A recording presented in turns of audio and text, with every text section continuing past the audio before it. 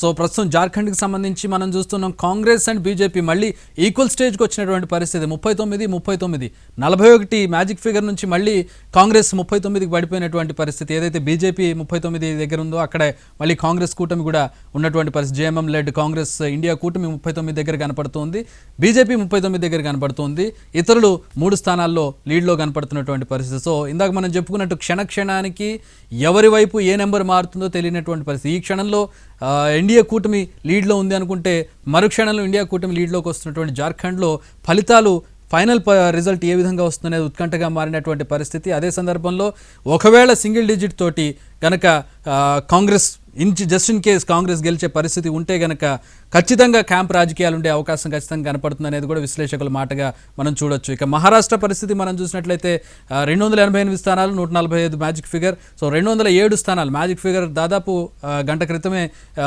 Mahayuti BJP కూటమి దాటేసినటువంటి పరిస్థితి. 207 స్థానాలతో ప్రస్తుతం మనకి లీడ్లో కనపడుతుంది. కాంగ్రెస్ కేవలం 70 స్థానాలు అంటే ఆల్రెడీ 80-90 దాకా వెళ్ళినటువంటి కాంగ్రెస్ కూటమి వికాస్ అఘాడి 70 స్థానాలకు పడిపోయినటువంటి పరిస్థితి. అంటే కౌంటింగ్ దశ పెరిగే కొద్దికి రౌండ్ పెరిగే కొద్దికి కాంగ్రెస్ కూటమి నెంబర్ తగ్గుతున్నటువంటి పరిస్థితి, బీజేపీ కూటమి నెంబర్ పెరుగుతున్నటువంటి పరిస్థితి మనకు కనపడుతుంది. అలాగే ఇతరులు 11 స్థానాల్లో గెలిచినటువంటి పరిస్థితి.